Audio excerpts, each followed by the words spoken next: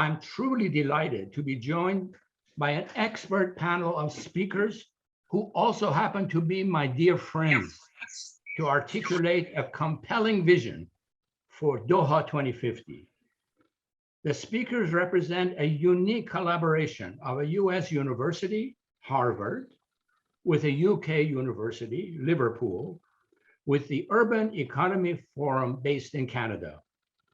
They bring a track record of working in the Gulf region on far-sighted and prestigious projects that serve to distinguish the region as a cosmopolitan place with 7,000 years of sustainable civilization and world-leading innovations, informed by the best in class also of international research excellence.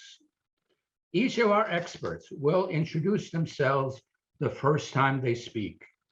So let me frame our session a little. Our purpose today is to demonstrate how an international collaborative partnership can foster large-scale sustainable urban and national transformations in the Gulf region, I would hope beginning from today and go all the way on to 2050. First part of our session will introduce the concept and our background of success and working together in the Gulf, and it will serve to frame the problem. For part two, we will take you through 6 breakthrough innovations related to the advancing sustainable urbanism that we could bring together in a unique fusion to create a world-leading solution for the Gulf, bringing to life the Doha Vision 2050 as our case study.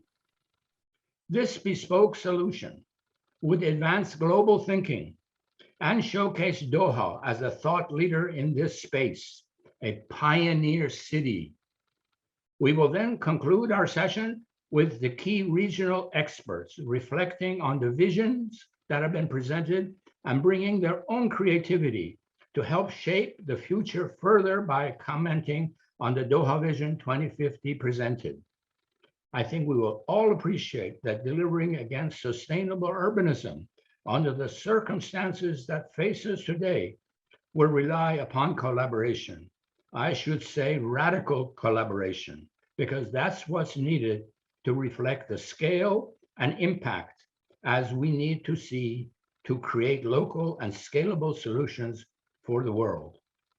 And it's here that we see how this unique collaboration and visioning session can connect stakeholders around a shared purpose, that of advancing holistic, sustainable urbanism in the Gulf Doha case study as a window to the world of the art of the possible.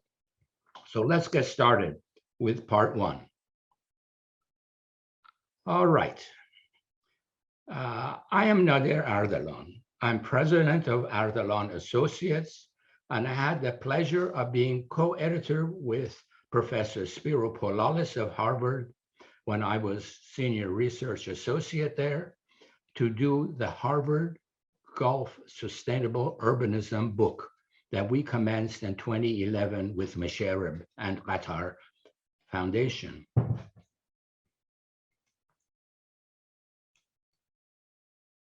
So here, this collaborative group that has come together. At the center is what we call an urban collaborative. Harvard Graduate School of Design and School of Public Health, Liverpool, RSHAM, and Urban Economy Forum and the UN Pavilion and Ardalan Associates. And these are the relationships. Although we are the urban collaborative core, we work with everyone in this team in a forward-backward manner with other Qatar groups on the right, with Mesharib, with Qatar University, with our friends at AEB, with Qatar Planning Department, and with the Habitat Group. First slide for you as a background into part one. Why are we here? Because we were commissioned in 2011 by Mesharib to do the Gulf Sustainable Urbanism, a digital book that I'll allude to shortly, with Spiro And this wonderful team, these smiling faces represent nearly representatives of 200 faculty of universities, of institutions, of private business entities who all worked with us to put phase one together. The research scope, the methodology, and the acknowledgements I'll go through with you in the next slide. Gulf Sustainable Urbanism related to 8 countries around the Gulf: Qatar, UAE, Saudi Arabia, Kuwait, Bahrain, Oman, Iran, and Iraq. It was organized on 3 topics, research topics: environment and public health, urban form and architecture, socio-cultural and economics. This was how we did year 1, the past.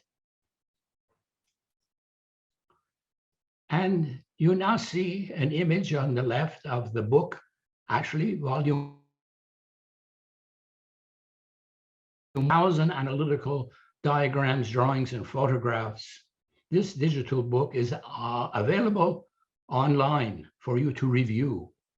On the right, you see images of the day Masharib held an international webinar to launch the book. And on the top, you see 2 gentlemen, one of whom is on speaking with us today, who were instrumental in how we carried out the first book. And that person on the right is Isa al-Mohanadi, and on the left is His Excellency Sheikh Hassan. Soumyen, will you tell us something about what you did with Liverpool and Qatar National Library? Sure, Nader. Thank you very much. And thank you for this great opportunity for being present at this fantastic forum. Now, Archaeam Research Center, based at Liverpool University, has collaborated with the Qatar National Library on this very ambitious project, which we call the Gulf Architecture Project, or GAP for short. And we have recently completed the phase 1 of that work. The idea was to create the world's largest digital archive on Gulf architecture and urbanism. So in a way, what Nader was describing about the kind of the 3 key aspects of Nader's work and Harvard work, we were mainly focusing on the architecture and urban aspect, but also drawing in information to support that from the public health, but also essentially the ethnographic side of the historical analysis. So with this, we were also supporting that work with highly researched metadata. So this cross-disciplinary knowledge, as I was alluding to before, would aid researchers, we hope, and practitioners in the Gulf region. Now, Nader, if you can go back to the previous slide, please.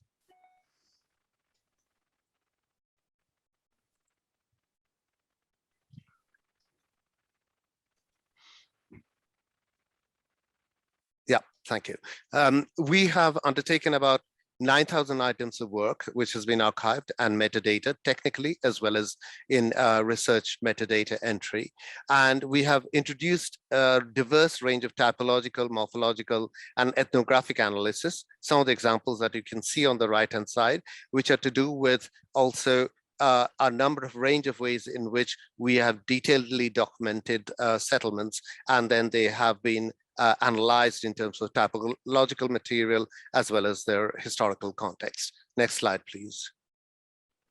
Archaeam has not only done this really important piece of work for the Gulf region, but also what Archaeam has been involved with and Liverpool University over the last about 10 years or so is to produce heritage management plans for a range of historic sites across the Gulf region. That includes Oman, UAE, and Qatar.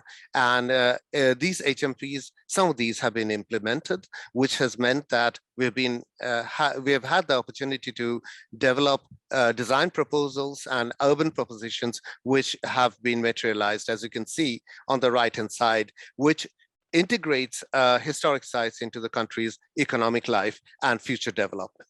Thank you. Thank you so much. I now move on to Urban Economy Forum. Reza, please tell us something about what you guys are doing. Hello, everyone. Thank you, Nader. Thank you, ISOCARP, for this opportunity. Urban Economy Forum is an international organization based in Toronto, Canada, that engage with the United Nations system and city leaders to build capacity and global network to realize the SDG by leading global dialogue on sustainable urban resources. Recently, we established World Urban Pavilion in collaboration between Government of Canada, United Nations, and CMHC as a global hub to exchange urban knowledge and innovation. We focus on new urban agenda and SDG 11 as UN Habitat lead SDG 11 as a urban agency of United Nations, and align city mandates and priorities with new urban agenda and establish program for SDG 11. In parallel, our annual forum is trying to create a global network, create an interactive and practical global network with countries and cities to identify, test, and exchange best practices. Next one, please.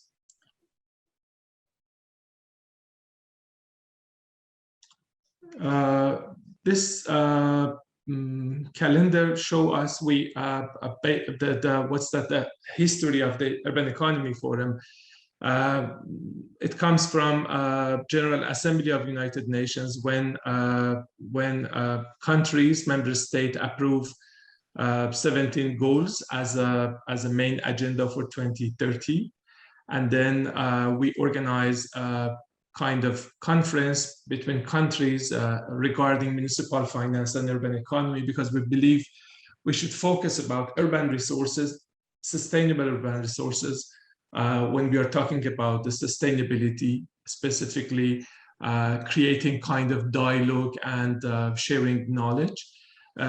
We support and host World Cities Report 2016 as an annual report, biannual report of United Nations regarding cities.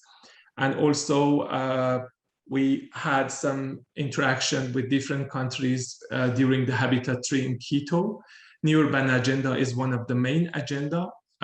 Also, we try to create a guideline in collaboration with Oxford University and University College of London as a kind of agenda and guideline for finance for city leaders. And then first Urban Economy Forum hosted by UCL Geneva in Istanbul, steering committee, and then we organized annual forum. And recently, during the last months, we had third Urban Economy Forum, and during the forum, we had more than 300 speakers, ministers, mayors around the world, and we are trying to introduce Toronto as a kind of global hub for urban economy and sustainable urban resources. Thank you. Thank you very much. Thank you very much, Reza. I just want to say that you've just got a glimpse of the powerful groups that we have brought for you today. And so we're going to go now to 6 breakthrough innovations that we'd like to present for your considerations. Some of these, and the first one that I'm going to review for you, is you have to tackle a key critical question. That question for us was, how can we make the Gulf region sustainable? And for your consideration and this development of these presentations, we have hit on the idea of Doha Vision 2050 as a case study. If we could take one city in the Gulf region, and we're planning to look at 10 cities in the Gulf region, perhaps over a year's time, we can find out best methodologies of how to deal with this question, and then look through feedback and see if this is possible, that it can also be applied to the other cities in the region. And if it is, then is it possible that this is a paradigm that might be useful for other cities? So Doha Vision 2050 as a methodology looked at different methodologies of how to look forward to 2050. We know that it's impossible to forecast the future, too dynamic, too many things changing, impossible. So we looked and found one of the methodologies very much being used in Netherlands and others as very innovative, and we've adapted that to our project. And that is the idea of backcasting. Well, what is backcasting? In general, you develop visions, alternatives of deepest wishes of people about the future. 30 years from now, environmentally, social, culturally, economically, architecturally, urbanistically, what do you think you would like as a city and an architecture and a society to live in? When we have these sort of visions, we'll then work backwards to test how possible is it? What are the limitations to these visions? One of the ways we ground our work is to look at information of the past. Since the Harvard project that I have reviewed earlier began in 2011 and was published in 2018, it has key sustainable findings of 10 cities in the Gulf region. So for our work and for Doha as a case study, we go back to the Harvard work and to the work that Liverpool has done. And that gives us the key findings of the past of how sustainability was gained. Of course, everything has changed, but that's a very good marker. We want to develop Gulf Encyclopedia for Sustainable Urbanism. That means we have to come and see snapshots of today, surveys of what are the trends today. We want to do ethnographic surveys of what are people's deepest cultural, psychological, social wishes and patterns. And then we want to establish goals, and we want to develop a transition analytics to the future. And in the end, the idea is to come up with alternative future city visions 2050. Backcasting will be based on the UN 17 Sustainable Development Goals that Reza reviewed. It will also be based on Qatar's National Vision 2030, dealing with human development, social development, economic development, and environmental development. And particularly, we will look at number 11 of the SDG goals, which is sustainable cities and communities. And we've worked very closely with UN Habitat that is responsible at the UN for this subject. And UAE Forum and Urban Economy Forum is really based on sustainability goals number 11. The backcasting research framework is that we will continue with the social, cultural, economic, governmental, environmental, public health, and urban form and architecture, which was the topics of our work in the phase 1, so that we have continuity of the research topic and I would say modified by including governance, which was not necessarily a high point in the phase 1. And we will look at 4 scales that go from region to city to neighborhood to unit. And we will then be able to also archive this work in a data center based in Doha.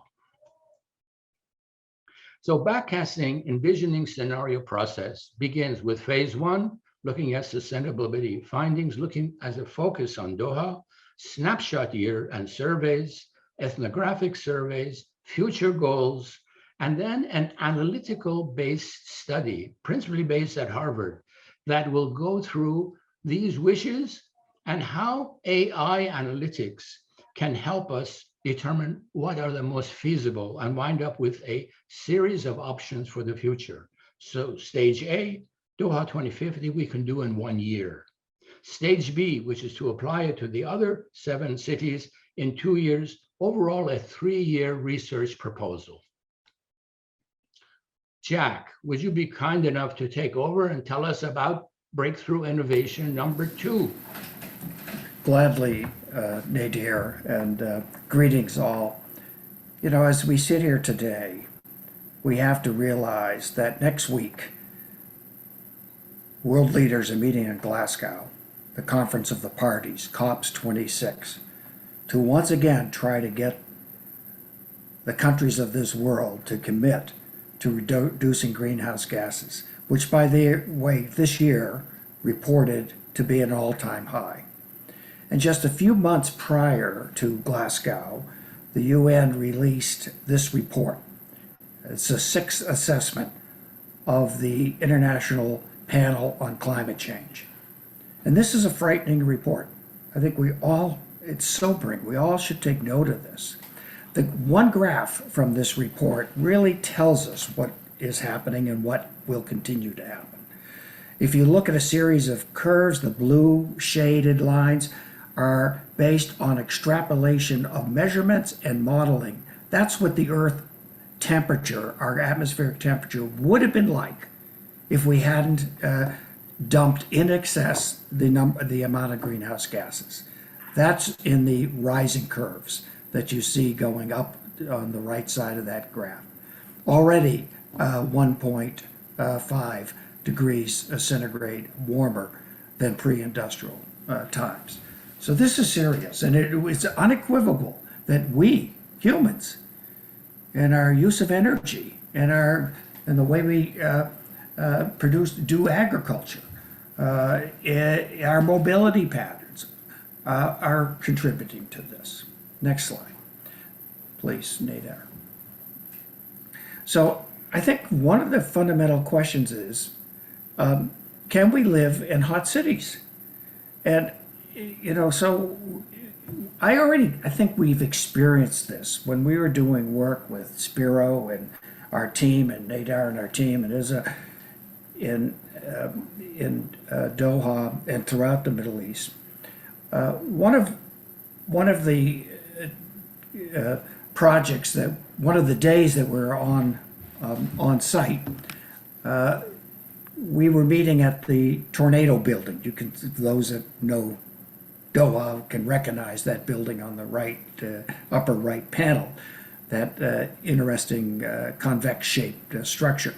But we were staying at the W Hotel.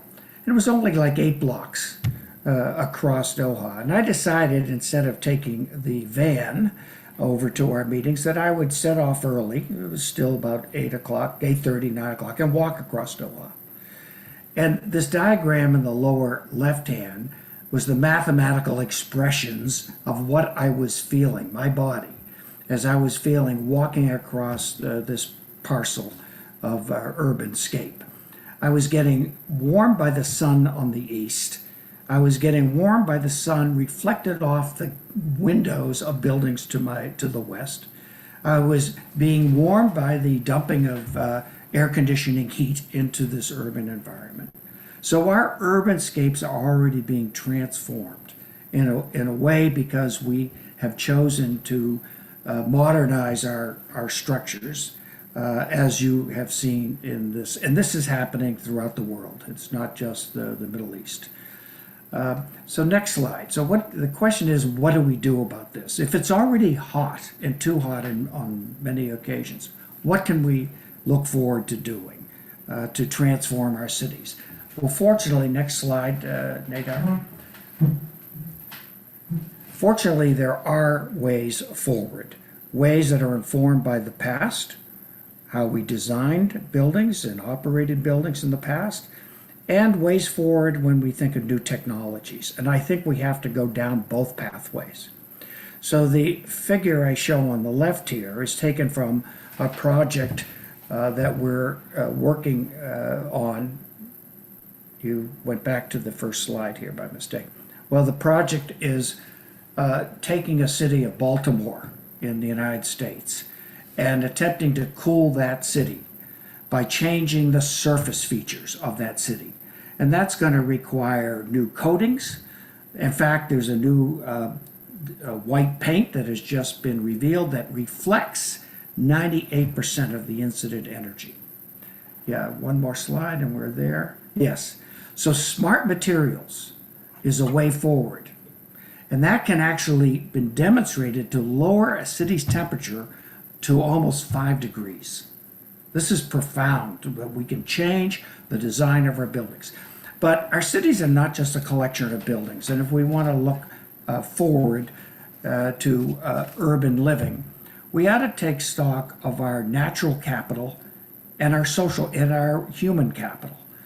And we have to think about how do we integrate greenness, nature into our urban areas. And we know from scientific literature that there are many co-benefits, not just from cooling our cities, but what it does for sociability, generosity, cognitive function, self-esteem. And we ought to look at the principles that are emerging from the Human Flourishing Program at Harvard. And this is another way of measuring how well human beings do, how well society is doing, by measuring our happiness and life satisfaction, our mental and physical health, the meaning and purpose that we find in our lives, character and virtue. What's the value of the social networks that we belong to? And of course, financial and material stability. All of these domains really go to make up the flourishing of a capacity of a country, its citizens, and even of families and of corporations. So there's emerging new insights into determining what direction we need to go in the future. Thank you so much, Jack. You are touching on the fact that really our core focus should be people and their comfort. Exactly. And their ability to live well into the future. And so this attention, we're not only just looking at smart cities, we're looking at human being wellness in these cities of the future.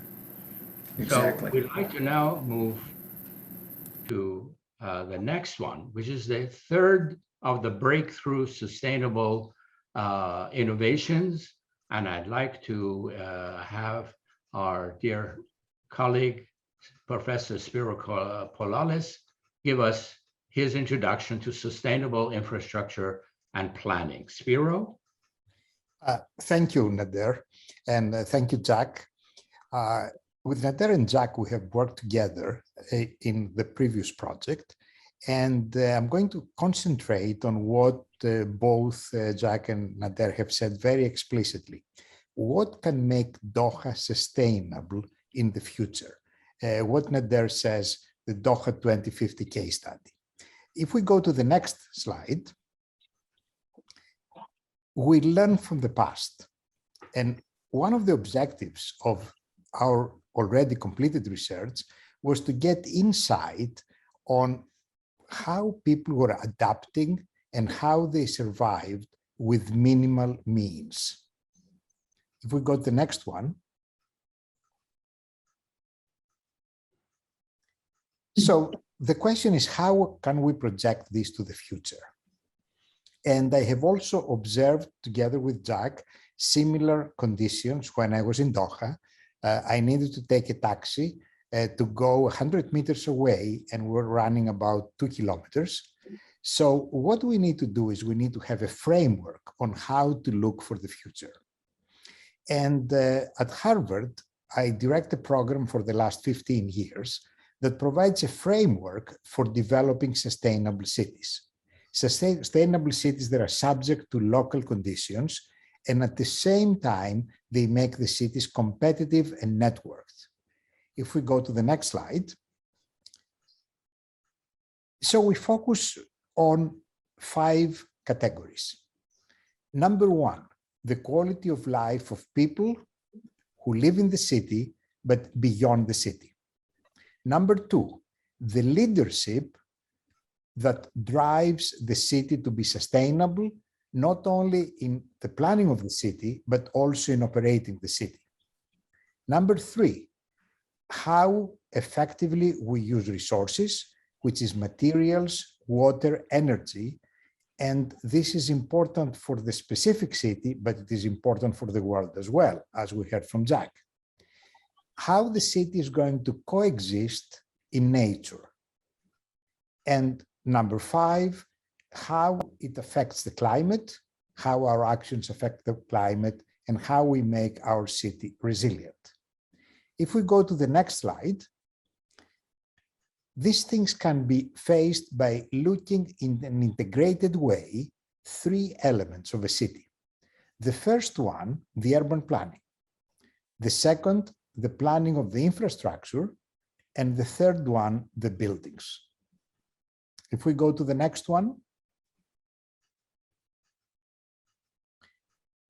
So basically, we would like to have a city, not only Doha, but any city, that does not depend on cars, does not produce emissions, but rather we have an urban compactness through mixed use and reduction of the space that we need to live. If we go to the next slide.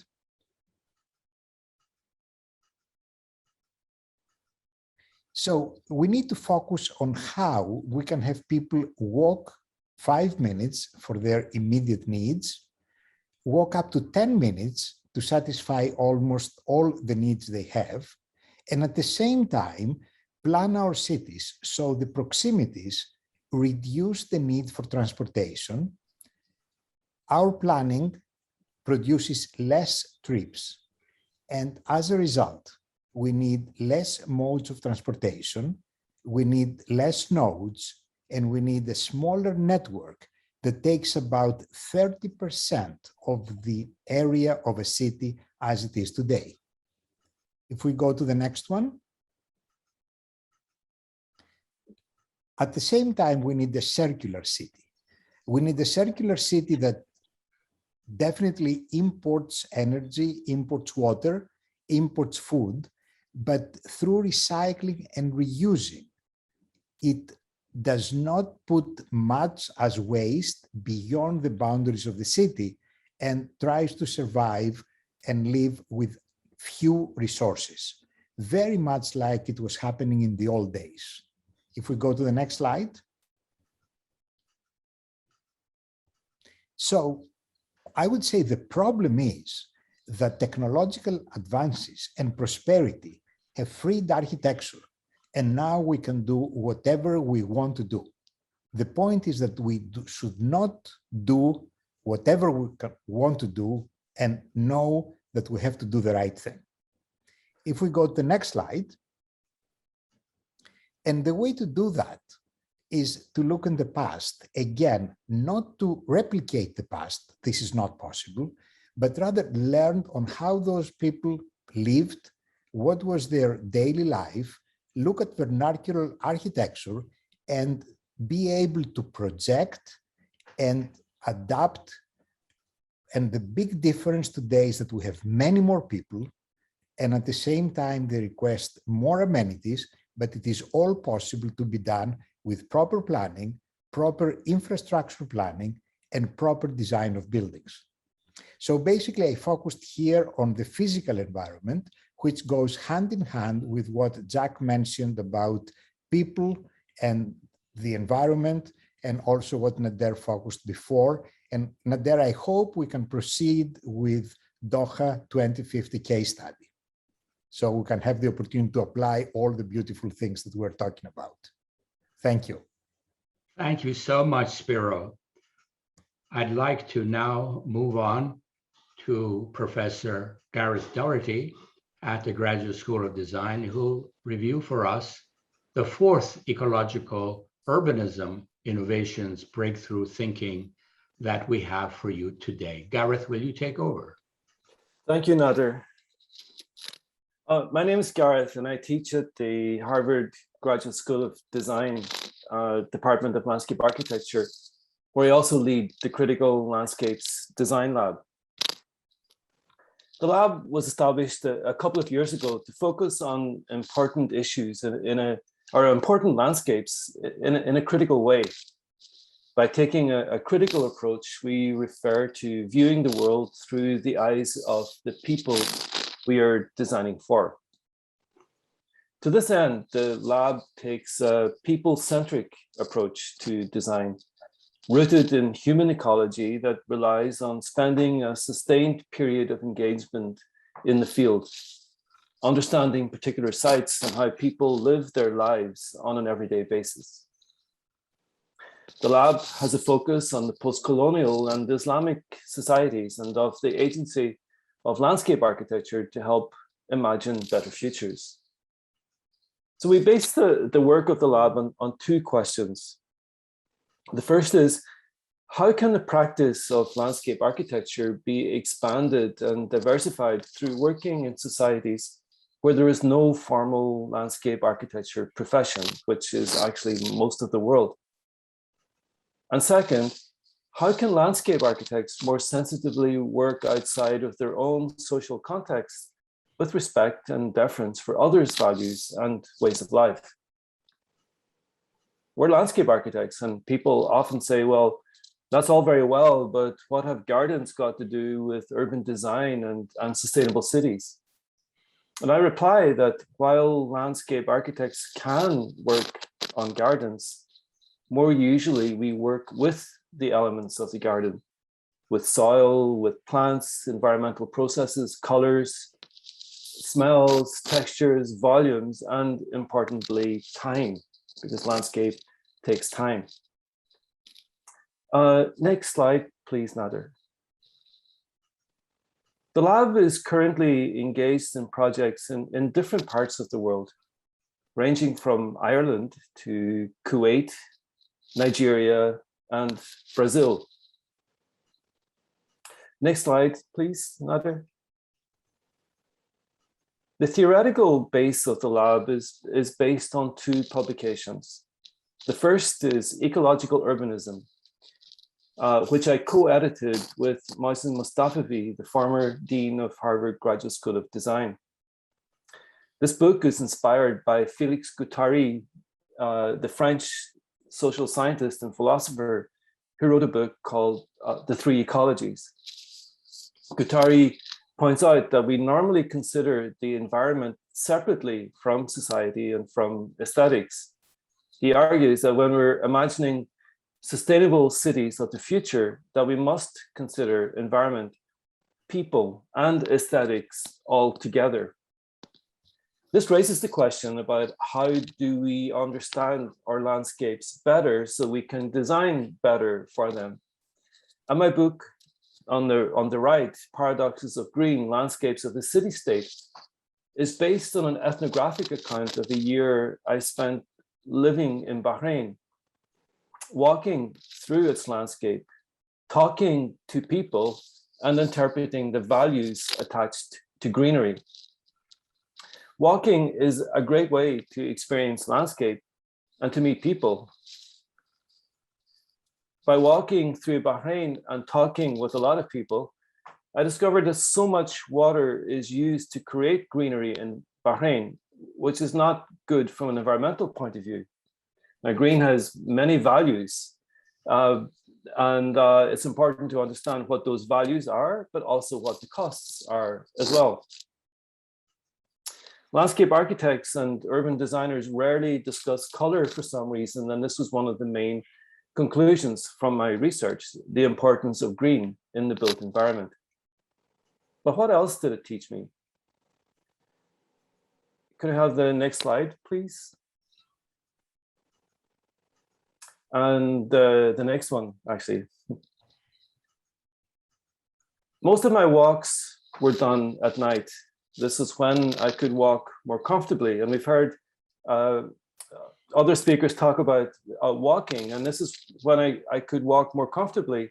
And also, as you know, when public space comes alive. At nighttime, colors change. What seems green during the day, at nighttime can look brown or even orange, depending on the light conditions. Perceptions of space and distance change too.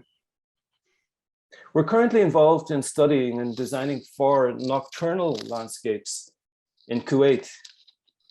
Kuwait, as much of the Gulf, has nocturnal landscapes. And many of my Kuwaiti friends avoid the day and inhabit the nighttime. dinner becomes breakfast and breakfast becomes dinner. We wonder, why don't landscape architects and other designers celebrate the nighttime more? How can we design for darkness? We often try to turn night into day, consuming huge amounts of energy, but why don't we dwell in the nighttime more and see more value in it? Many people here today probably remember sleeping on rooftops under the stars. Considering the implications of fossil fuels and changing climates, there may come a time before long where we have no choice than to inhabit the nighttime. Shukran. Thank you very much, Gareth. Thank you. I'd like to just say something about the experience I had with Gareth and with the anthropologist, Professor Stephen Caton at Harvard. We spent a year doing actually focus group studies in 3 cities in the Gulf. This really got us going into the studies that became the Qatar Foundation supported work for sustainable urbanism. But this business of walking, talking to people who live here, what they wish for, what they found as problems, is really very important. So our work is not only analytical in terms of looking at trends and stuff, but it's talking to people. What are those things that they wish, particularly what are those things they wish for their children in the future and their next generations? So now I'd like to go to the 5th of the breakthrough innovations on regenerative form and turn to Professor Soumyen. Would you please tell us about your thoughts? Thank you, Nader. Thank you very much. Thank you. It's as has been already discussed by Nader and Jack, and then Spiro, and of course, recently with Gareth, that we have to focus on the human-centered perspective on the city. At the same time, we have to bring a balance with the nature. And something that at Liverpool, we've been very concerned about, and we've been speculating on based on data, but at the same time, trying to understand what impact they will have on the built fabric. So there are existing structures which it would be absolutely unnecessary to pull down. For example, that there are high-rise buildings that Jack talked about, which are reflecting light and creating difficult environments on streets. But if we were to start looking at it in a slightly different manner, in a more imaginative but research-centered manner, then maybe we can actually produce really wonderful architecture out of those. So for example, that if we can bring human and nature cohabitation, for example, to reintroduce nature into the habitat of our cities. So in rethinking the future, we can use our existing building assets. We should consider bringing back the biodiversity, which has sadly been banished from our built environments in the recent past, and alongside taking technologically driven sustainable measures. So if we were to bring in the natural flora and the fauna, and we should be able to make that cohabit in structures like this, at the same time create solar panels, introduce solar panels and other measures so that these inhabitations could become a much more integrated nature culture cohabitation. Next slide, please, Nader. Equally, we need to look into our production centers, our factories, our industries, and how biointelligent they are. Following a kind of detailed investigation into the kind of the relevance of different industrial infrastructure, but also their possibilities, their opportunities that they offer, we could actually turn these into biointelligent inhabitation, where sustainable retrofitting could actually provide a new future for our cities. So existing infrastructure could be adapted to new forms of clean energy production. So, and we can also allow infrastructure to integrate with human inhabitation, i.e. that work-live environments can actually also be close to infrastructure, therefore reducing the kind of distances that Jack was talking about within the cities. So that's something that we would be very keen to work on in retrofitting existing industrial infrastructure. Next slide, please. Another factor is that our lives are changing, as has already been indicated. We cannot go back to the past. Our lives are changing, our modes of living are changing.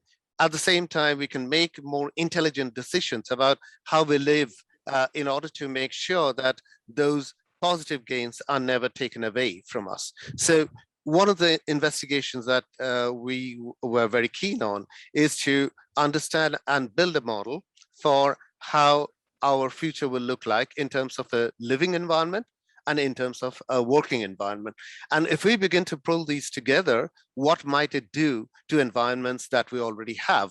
So for example, here, we were focusing on the idea of densification, because densification could actually bring all those kind of things about living, working environments in proximity to really useful effect. And so by densifying cities and urban fabric, we can cut down on the extensive infrastructure that we otherwise would need. Next slide, please. And finally, a take on our historic environments. Now, clearly, we want to maintain, restore, rebuild wherever possible our historic environments, and they have to be put to good use. They cannot any longer be seen as beautiful museum areas which lie dead, and it's only activated from time to time when visitors come in.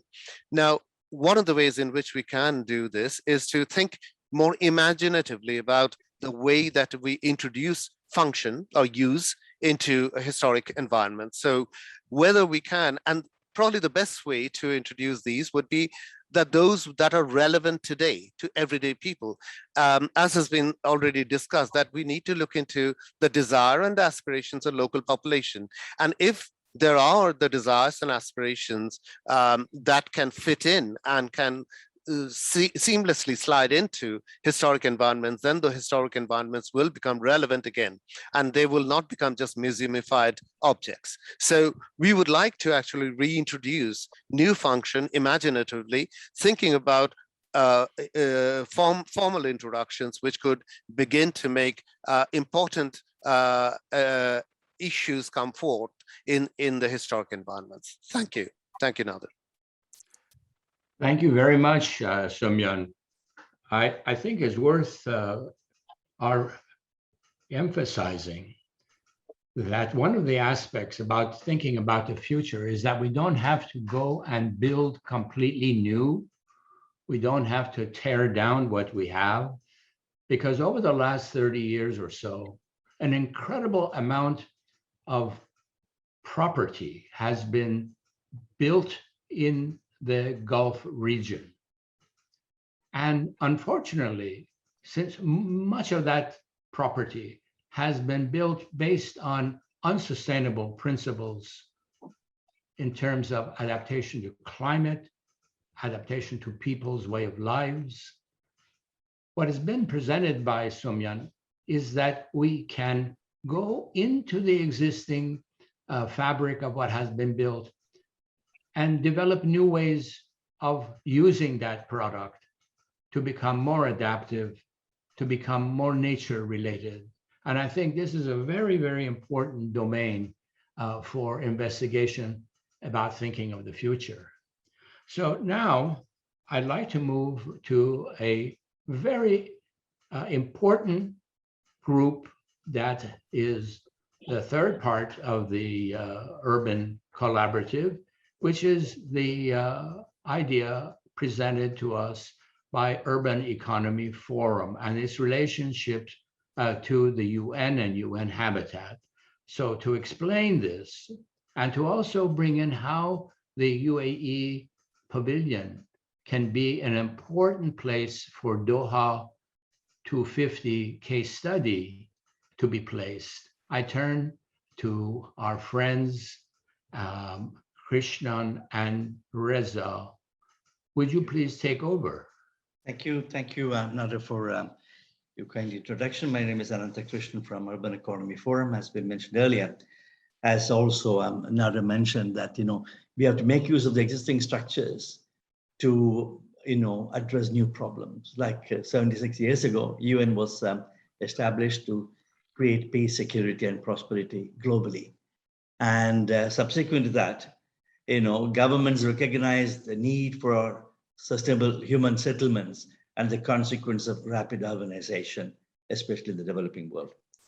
So the UN General Assembly then convened what was called as Habitat 1 conference in Vancouver in Canada in 1976. So the Vancouver commitments were reconfirmed 20 years later in Habitat 2 conference, as you can see in the diagram. That was in 1996. Then of course, world leaders adopted what is called as the Habitat Agenda.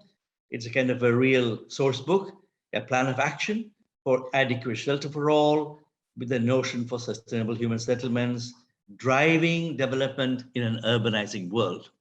So then, of course, subsequent to that, then we had 20 years later, in 2016, Habitat 3 conference was organized in Quito, in Ecuador, in Latin America. And so it is also on housing, sustainable urban development issues, but creating a new set of, what shall I say, guidelines and analysis. So it actually, Habitat 3 reinvigorated the global commitment to sustainable urbanization, and what was called as a new urban agenda was ratified, building on Habitat Agenda in Istanbul. So following Habitat Agenda, of course, then Urban Economy Forum was established in collaboration with UN Habitat and in Canada. Then the first, second, and third meetings of Urban Economy Forum were held in Canada in 2019, 20, and 21 to focus on issues that matter when it comes to urbanization and sustainable urban development, focusing on the Sustainable Development Goals, which were adopted, as mentioned earlier by Reza, on 17 goals, looking into the people's welfare and livelihoods, and especially Sustainable Development Goal 11 on urbanization. So the Urban Economy Forum established, then subsequent to that also, in collaboration with the Canadian government, what was called as the World Urban Pavilion was set up. And it was announced last year. And the World Urban Pavilion will be a knowledge hub, and it is supposed to promote front runners among cities in sustainability. So that's why. Next slide, sorry. Next slide, sorry. Next slide.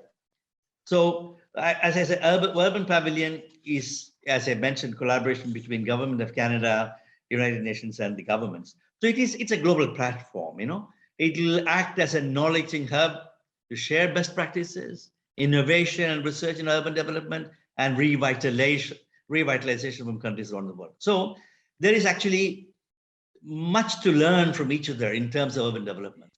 So the World Urban Pavilion will be an opportunity to showcase practices of various cities and towns globally while learning from each other around the globe. That's a global platform. So there, of course, what's important is urban data. As we all know that high quality data, reliable data, comparable data, harmonized and sort of a consistent data are important to find out how SDGs can be indeed implemented and what has been done.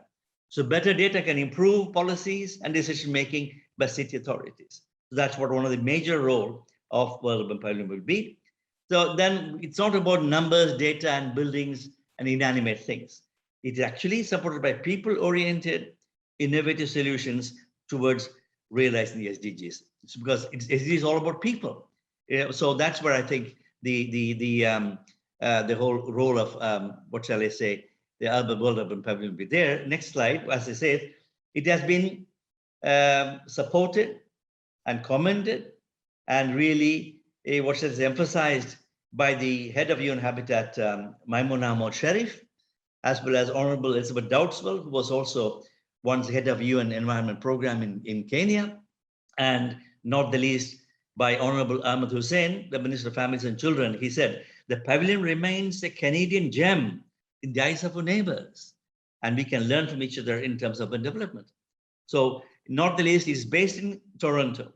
So Mayor John Troy said that he looks forward to seeing new ideas and solutions that will come out of this space, that is World Urban Pavilion, both is virtual and physical in Toronto, and that will occur with other leaders and countries around the world. So in short, Pavilion will be a global platform that advocates for sustainable urban development, for an interactive channel for the UN to create global network to realize sustainable development goals. That's where I think linking up with Doha, the Vision 2030 of Qatar actually dovetails well into the idea of World Urban Pavilion's work, and eventually being a front-runner city that Doha can become in years to come. I will leave the word to Reza.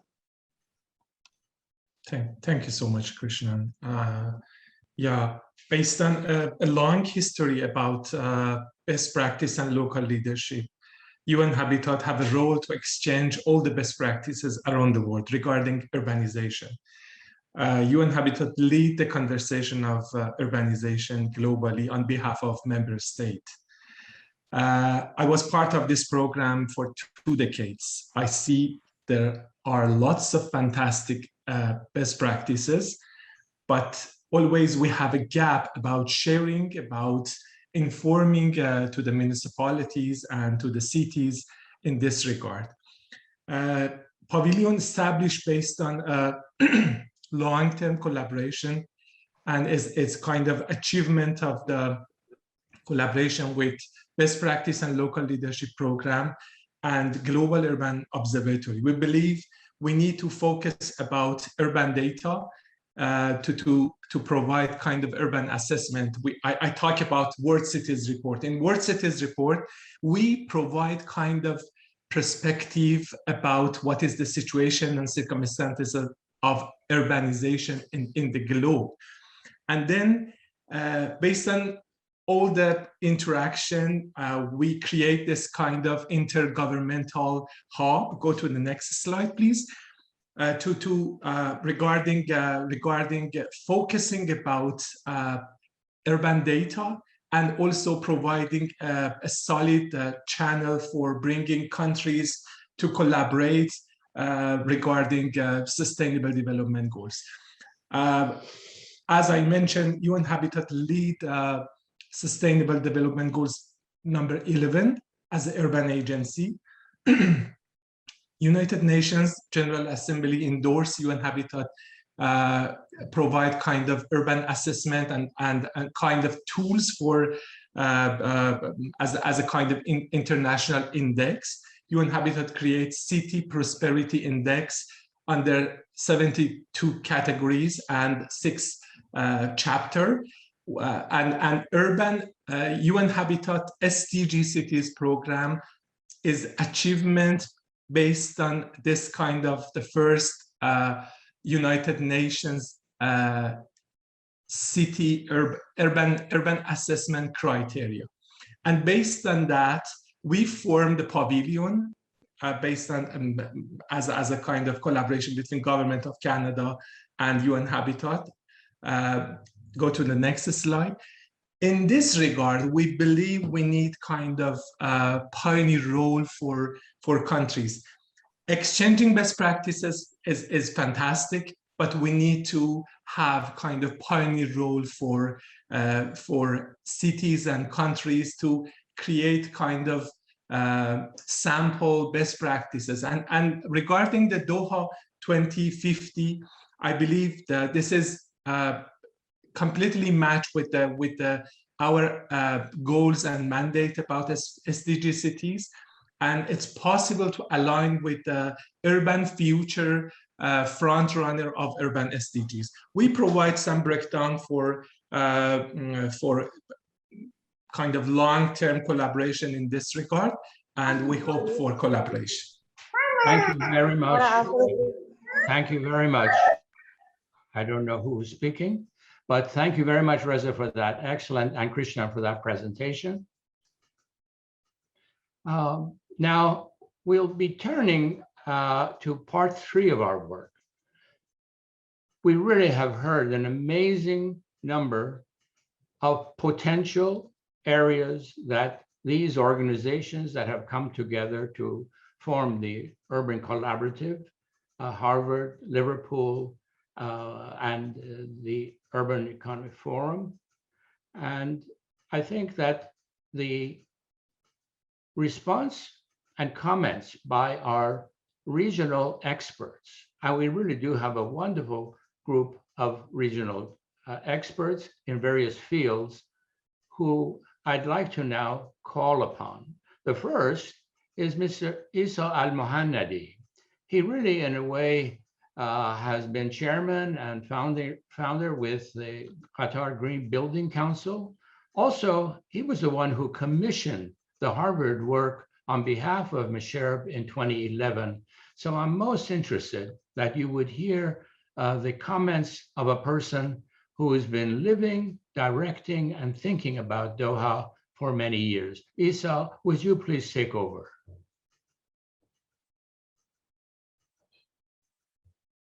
Isa, are you on?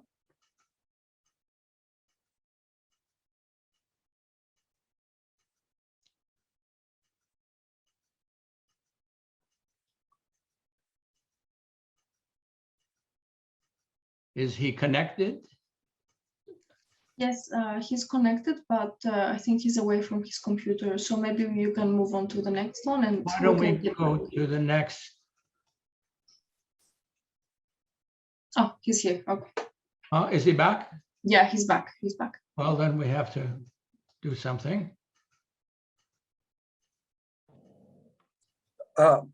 Sorry, I was away from my phone. Just a moment. I have to get back to your slides. Yes, please. Well, Nader, thank you so much for such a great session. It's enlightening to hear what the expert has to say today, especially the 6 innovations. I was so impressed by what I hear today. And I just want to emphasize a couple points that, you know, we in Qatar and Doha specifically used to have a sustainable urban design back in 40s and 50s. Our ancestors used to have a very sustainable socio-economical model for their urban design for their cities. So we had a number of things that was addressing the needs for the society and the human, which any master or any urban design should address. We had, you know, the Farij concept, which has every element that any society needs, such, you know, mosques for, you know, worshipping places, dukkans for social or for commercial activities, and so on. Even we had the Hawaii, and Hawaii means a doctor in Arabic, which also was, you know, medical facilities within facility. And Spyro has mentioned that, you know, we should design a city where people could walk and not needing to use a car. And that was also the concept, although, you know, someone could argue that that time there wasn't any transportation means. But regardless, the city was designed for the needs of the people, addressing the social activities that make them enjoy living in their city. Can you go to the next slide, please?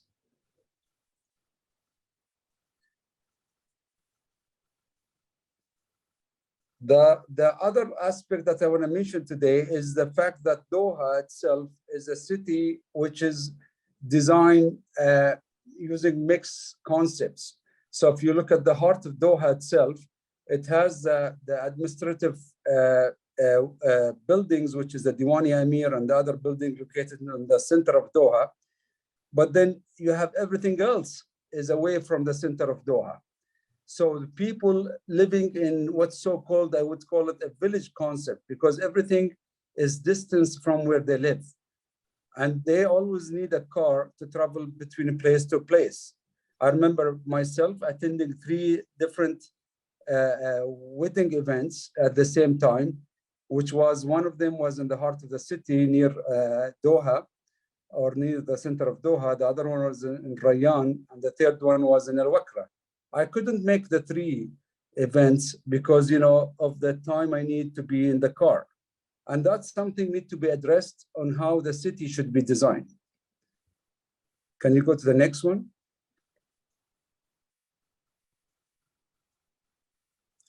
Next one, please.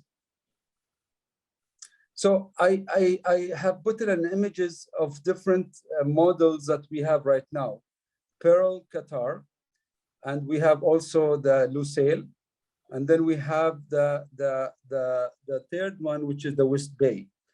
And none of these are either you know, what's so-called satellite cities or you know, self-sufficient cities, but always have something and missing other parts. So it makes it, again, difficult for you to live in one of these and be sustainable or be satisfied to spend most of your day in the same location. You always have to be in the car, to have to travel between place to place to get your business done. And that's also need to be addressed as an issue that you know, with respect to any design of a city, that we need to also to understand that this city need to be designed to minimize the traffic, as Spyro said, and to minimize the use of the cars. Next, please. My last slide here, I'm showing an example of Musharraf, which I used to be the CEO for Musharraf 2007. I started this project. In this specific project, we tried to cater for the needs of the society and the needs of humans. So we, as you know, Qataris and the number of experts that we had to design the city of Musharraf, we made sure that this design addressed the social needs of the people living in Qatar. This development is designed with more than 100 buildings, LEED certified buildings, so environmentally is very responsible design, and designed with the local vernacular, which was adopted as a contemporary architecture language rooted in the past. So in this city, we also made sure that the needs of the design of the building cater for the human.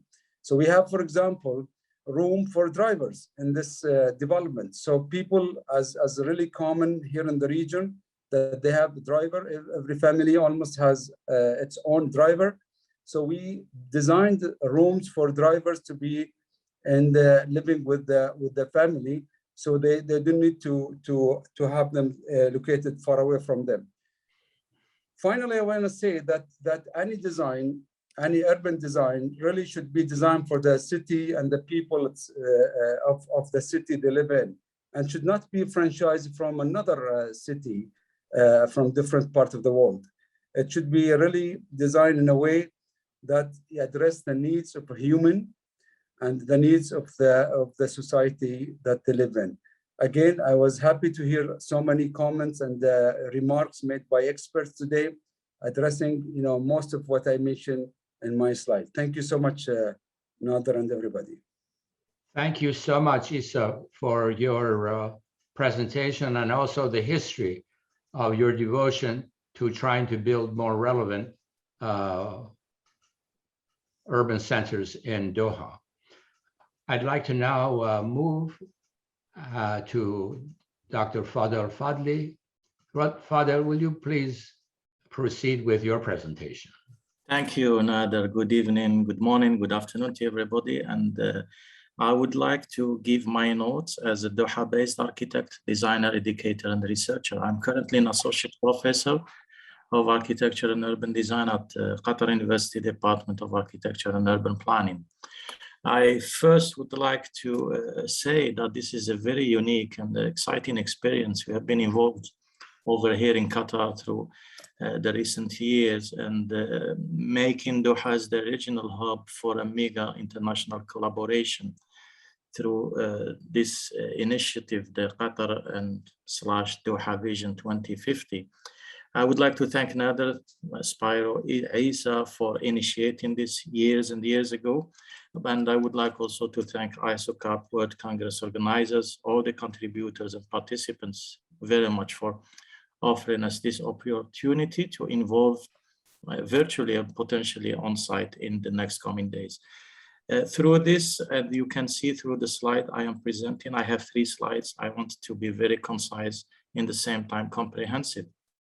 I looked at the 3 major dimensions of sustainability, sustainable urbanism, sustainable design architecture, and I clustered them: environmental, social, cultural, and economic. So what I thought, learning from the past, and you can see one of the photos on your left of one of the derelict historic villages up north in Qatar, through research we did with the students in our department a few years ago in digitizing lost heritage of Doha, of Qatar and Doha especially. And you can see how the human scale used to exist. While in the photo on the right is a picture I took a couple of years ago from Aspire Tower, the tallest building here in Qatar, at 303 meters. And you can see the urban sprawl over the Aspire zone and towards the remain of Doha and Qatar. So I think through the city of Doha evolution, its urban fabric, from the Farij, from the Barajas, from the unique buildings, we can learn a lot and educate new and future generations. Over this, we can learn also from the social cultural aspects and how the community used to live and how they used to prosper economically. Next slide, please, Nader. So over this, we can have some conclusive, not an endpoint thoughts, but which will take us to the future. So we have to be very smart, be diligent, thorough, and meticulous in our research, our explorative work, and contribute through the Doha Vision 2050, which is a unique vision involving integrative aspects from the past, how we could learn from our history, the architecture, the heritage, the tangible and the intangible, and the present aiming and prosper over the contemporary present, aiming towards a prosperous future. So as I said, we have to be very smart in the way we explore and analyze the existing data we collect on a daily basis. And in order to do so, we have to be careful and adopt a systematic approach in opening and unveiling Doha's hidden stories and untold secrets, which would hopefully enable the development of the Doha 2050 vision. Of course, all the experts here who have been presenting over the 6 breakthrough innovative approaches and strategies towards a sustainable urban development of a city, which is really considered as unique in its essence, but it is also integrative of several aspects from the past through what we live in the present and towards achieving a sustainable future, as one of the twisted towers a photo I took when I visited the Supreme Committee in West Bay. Nader, I think the slide went back.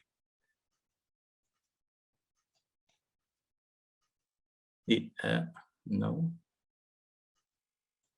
Next one, please. Yeah, this one. So it's fine. So over this, and in Qatar University, in our Department of Architecture Urban Planning, we have conducted a lot of research. We also explore through the design of our students.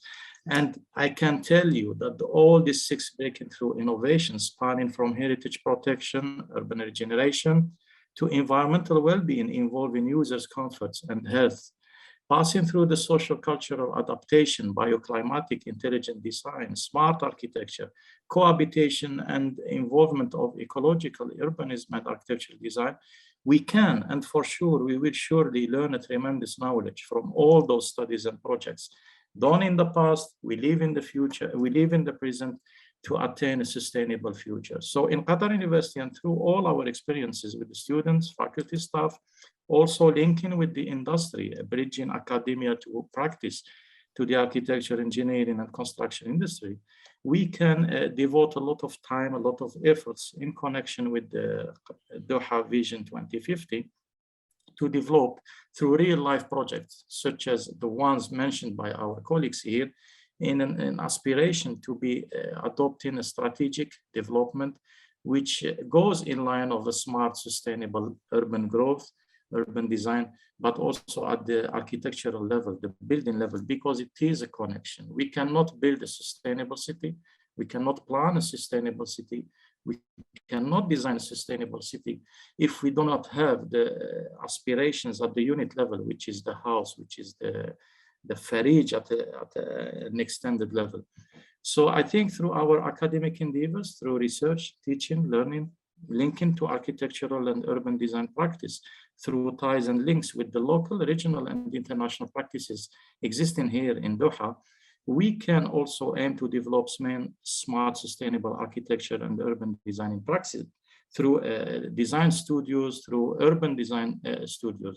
So I would like to conclude in very short but comprehensive integrative sentence. It is to state that we also look at living and prospering over our contemporary present, learning from our rich past without compromising our flourishing future. I would say we could wrap and focus all these 6 breaking through innovations to be user-centered approaches. Again, I would like to thank Nader and all my colleagues here, and we will be very happy to see the light for Doha Vision 2050. Thank you. Thank you very much, Fadel. I'd like now to move to another individual whom I have now known for more than 10 years, and that is our dear friend Ali Al-Raouf. Ali, please take over. Thank you so much, Nader. This is Ali Al-Raouf. I'm an advisor for the Urban Planning Department here in Qatar, and I also teach at the Hamad bin Khalifa University. I've been living, teaching, researching in Qatar for the last 12 years. And I'm grateful for you, Nader, and the team for listening to our local voices, particularly our dear friends, Reza and Fadel and myself, because I am the kind of person that would believe in one size does not fit all. Each city has its own narrative, its own tale, its own story.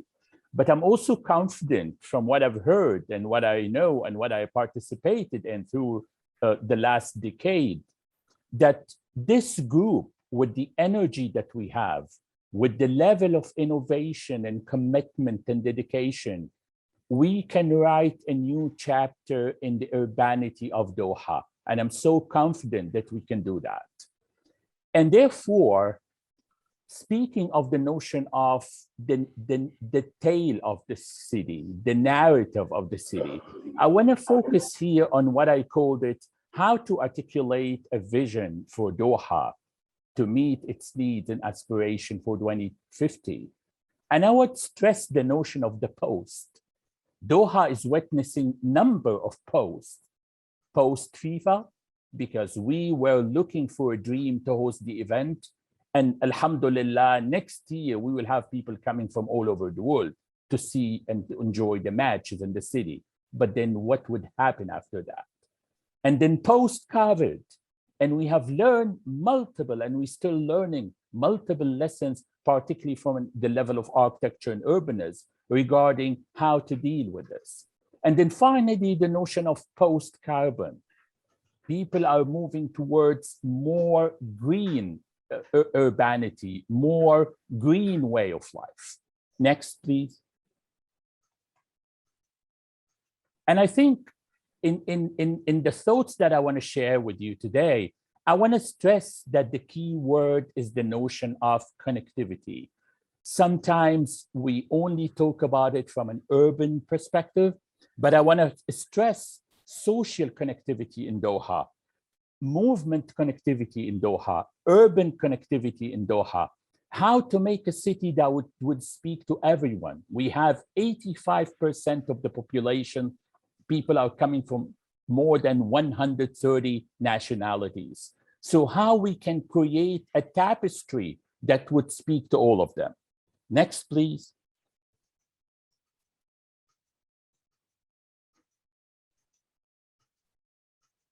And hence, I want to share a number of critical issues that should be answered within Doha Vision 2050. And I would call it a sort of the local voice, how people living in the city interacting with it. And at the same time, they have a lot of dreams and aspirations for it would talk about. And I would say number one is the notion of the urban sprawl. With all what's done, still the city is moving in a very unprecedented manner in the horizontal direction. Not only that, but if you look closely at the fabric of the city, you will notice that we still have a lot of empty plots without specific function, without specific usage, and therefore this is still helping in the fragmentation of the urban fabric. Next, please. Another very interesting issue, and I've heard a lot of the respected speakers talking about connectivity, walkability, and this is actually there. It is in the master plan of Doha, Greater Doha, the notion of the urban centers and in a hierarchical format. But I think the challenge for Doha Vision 2050 would be how to make those urban centers vibrant, how to make those urban centers independent, well-connected, but yet independent. And therefore, all what you need to do is to walk within those urban centers to get whatever you need in terms of community facilities, schooling, work, residential, and so on. Next, please. And as I said before, the post-FIFA, we have incredible facilities, state-of-the-art facilities, not only the stadiums, but stadiums, green spaces, training facilities, all of these facilities that absorb incredible amount of resources, they should be re-articulated in a way that would enhance the legacy concept. One of the beautiful, beautiful assets about the organizing committee for the FIFA in Qatar is that they inserted the word legacy in their title. And I think the vision of Doha 2050 should dwell on that, should invest on the notion of legacy. Next, please. Doha and Qatar has more than 600 kilometers of waterfront. And we have to have this as a fundamental challenge while constructing the Doha Vision 2050. How to deal with such extended blessing from God, 600 kilometers of water. But at the same time, we have to be very careful because we know that Doha is vulnerable to the notion of climate change, sea level rise, how to do development adjacent to the water, that at the same time it's sustainable, and to be aware of the mitigation and adaptation policies that would secure the future without any dangers. Next, please. So I think as a finalization of my contribution, I am absolutely 100% positive with all the brains in the panel today that we can do something magnificent to Doha on the condition that we have the intention and the commitment to do a paradigm shift for Qatar. And this paradigm shift would be based on people. People are so important. People are important when we talk about architecture, urbanism, and planning. And then how to talk about community participation from a very creative point of view. Community participation that would allow us to listen to the local voices from different perspectives. And when I say local voices here, I'm not talking only about Qataris. I'm talking about people living and enjoying belonging to Qatar. And then the notion of just and resilient city, not only sustainable. And the idea of how to use the natural heritage as a platform for creativity rather than a medium to copy and paste. And then finally, waterfronts is not only for resorts, it's for development. It's for sustainable future of Qatar, and we should also dwell on that. Thank you so much. It was my honor being here. Thank you so much, Ali. So some concluding remarks. In part one, you have seen the Urban Collaborative composed of Harvard Graduate School of Design and School of Public Health, and the work that we did on the past findings. Liverpool and their GAP project and their key findings. And Urban Economy Forum explained to you the wonderful potentials of the urban pavilion and how they bring the UN habitat to our work here, and the close linking of these three groups. I think, where else is there such a potential for an international group to bring its advice and opportunities to Qatar and the region? In part two, 6 breakthrough innovations: backcasting scenarios, circular infrastructure, ecological urbanism, urban wellness, regenerative form, and Doha Pioneer City. These are the proposed draft. We have a proposed draft to do stage A, Doha Vision 2050, in 1 year, and then to apply it over the next 2 years to the whole region. And part 3, we've had the beautiful benefit of the Doha community commenting, former sponsor, former President Qatar Green Buildings Council member, 2 university professors, and also an individual who is a QNMP urban planner. Who's missing from this link? I'm sure that I know those who I have talked with who are enthusiastic to be with us on this platform, and I look for our collaborative group to grow further. So let me look at where we are. I give you a picture of our Gulf region, and I read for you a poem. Were there no hope for the fruit, would the gardener have planted the tree? The first gardener image was of Mesopotamia, a tree of life, 7,000 years ago. And then even to the more recent 18th, 20th century, this image comes from the Islamic Museum in Doha, an image of the sarv and the birds and the lions and the fruits and the trees, part of our Islamic heritage of building fruits and trees and planting hope. And so here is then a young fruit, a young palm at birth in a way. Were there no hope for the fruit? Would these groups that have come together have planted this seed in your mind? Thank you very much. This is the close of our Sustainable Urbanism for the Gulf, the Foresight Challenge. Thank you for joining us.